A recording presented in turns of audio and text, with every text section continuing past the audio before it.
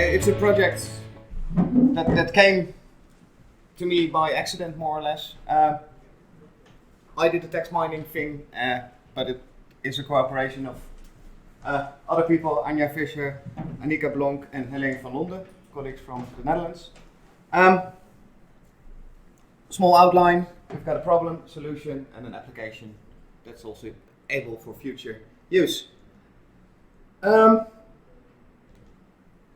The challenge. Since 1992 we have the Valletta Treaty, a lot of excavations in the Netherlands that started in the late 90s, especially since the 2003 years. There's been an increase in archaeological projects, not only excavations but also surveys or other small projects. Lots of places where they start cleaning archaeology before building activity takes place. That leads to an enormous amount of archaeological data and also an enormous amount of reports. So in the early 2000s they started a project, the yield of the Valletta Treaty, by synthesizing all the excavations. Currently the State's Service is working on a new project, also the yield of the Valletta Treaty. In 3 projects they're trying to get some synthesized information out of those excavations. And one of those projects is agriculture in cities. In that project they want to see to what extent agriculture was took place in cities, in what forms, what crops were used, what animals were used, what kind of land use, what did they do with refuse, etc. In that project I had about 1,500 reports, and my girlfriend is in that project and she said to me, is there no smart way of looking into these reports? Because we have about 1,400 excavations, a lot of PDFs, can we search them through automatically? And I thought about it and I said yes, but I need some time to make something for you.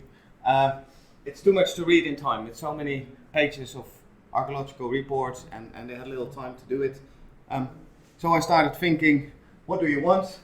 You want to look in certain folders, you want to have to look for certain keywords, you want to look in the PDFs, and it should be connected to a database with all the site information. So what kind of keywords are we looking for? For example, a stable, horses, animals, various crops, other gardens, garden tools, etc., etc. What kind of plants they've been using. So these keywords we had to look up in those PDF reports. The easiest solution, and to do that I wanted to use open source software. So I used Arch Linux, R, PostgreSQL on a quite simple PC, not too big, not too heavy. So we came up with text mining as a means to an end. All the PDFs had to be read and converted to OCR, then remove certain words, and then term document matrices were made. Those are lists with words and the frequency of the words. And then we need to rate the documents and rank the documents, so which are more suitable for further analysis and which are not suitable. Made a small database to store all the data in PostgreSQL. It's not too big, it's about 170 megabyte, I think. So I did some text mining, got all the words out, and then we need to match them with the keywords and score the documents. The scoring of the documents is done by scoring each keyword. Some keywords get a bigger scoring than others. So some of them get a score of 1.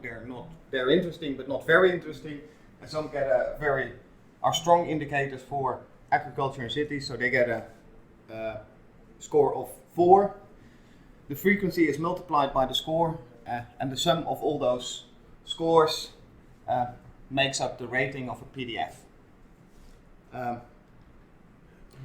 Then you need to rank the reports, and we did it based on the mean and the standard deviation.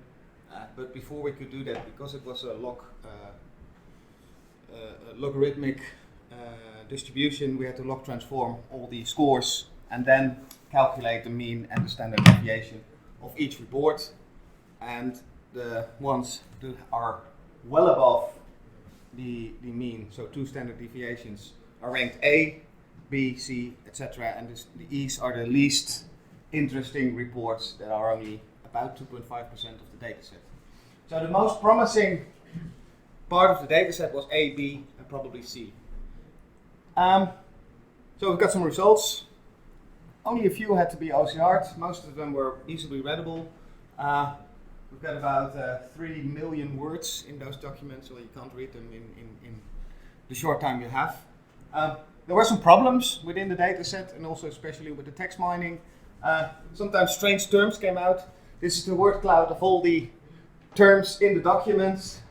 And I don't assume that many archaeologists will be writing E2 1893, so that must be some document coding that's converted into the into the PDF to text. Something I also noticed, there's a problem with fonts. Different fonts were used in PDFs. Also led to different words being found.